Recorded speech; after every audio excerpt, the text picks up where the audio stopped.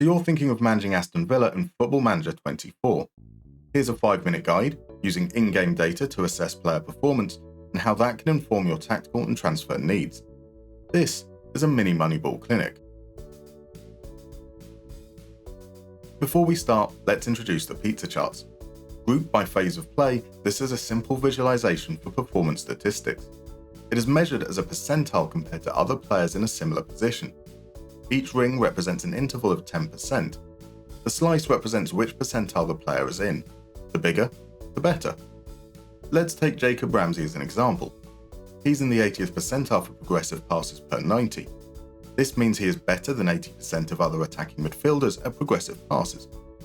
He's only in the 35th percentile for pressures attempted, however, meaning that 65% of other attacking midfielders attempt more pressures than him. A media prediction of 9th. On average, across multiple simulations, Aston Villa actually finished around 7th. Top half is the minimum expectation, European football the aim. Matching Villa's top 4 finish, like real life, however, might be a challenge. Martinez is the clear starter. He conceded 0.03 more goals than expected, but that's significantly better than Olsen's 0.32. Both effective at sweeping and safe with the ball. A right centre-back, Consta bests Diego Carlos.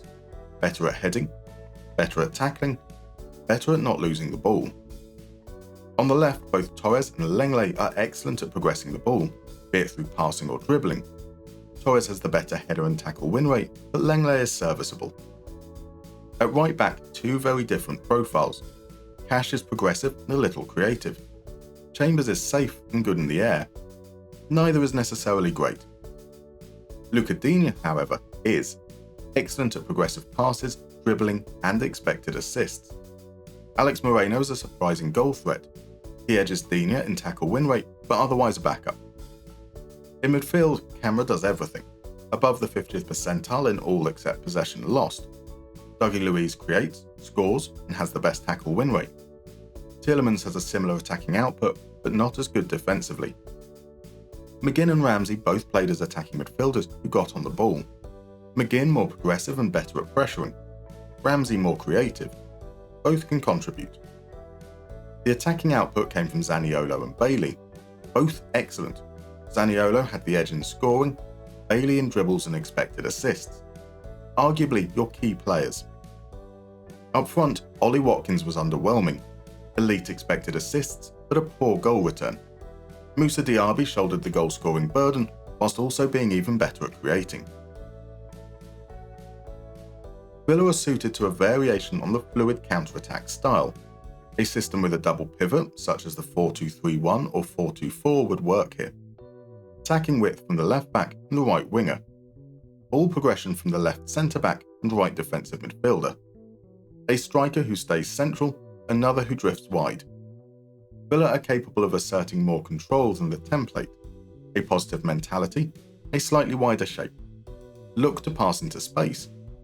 With sufficient pace and defence and an excellent sweeper behind them, a much higher defensive line, but not necessarily a need to press as intensely. There is no transfer budget, and not enough wage budget to change that. It's sell to buy, and Cash, Diego Carlos, and or Callum Chambers are candidates for the chopping block. Personally, I'd sell all three. A right back that tucks inside, either into defence or midfield, would provide balance. Jordan Teze is the template. Not Jordan Teze though.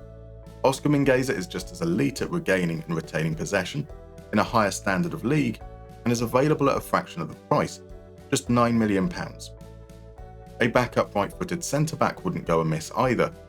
Hayden Carter's 94% tackle win rate is sensational, and a 78% header win rate is pretty good too. Available for £2.8 million. Now Lenihan is not as impressive in his duels, but is more effective at possession won and lost. More experience and a model professional personality comes at a higher price tag, £6 million to be exact. If you enjoyed this video, please consider leaving a like or maybe even subscribing. And if you want to support the channel further, there's now a Patreon linked in the description below, where you can join these wonderful folks currently adorning your screen. See you next time.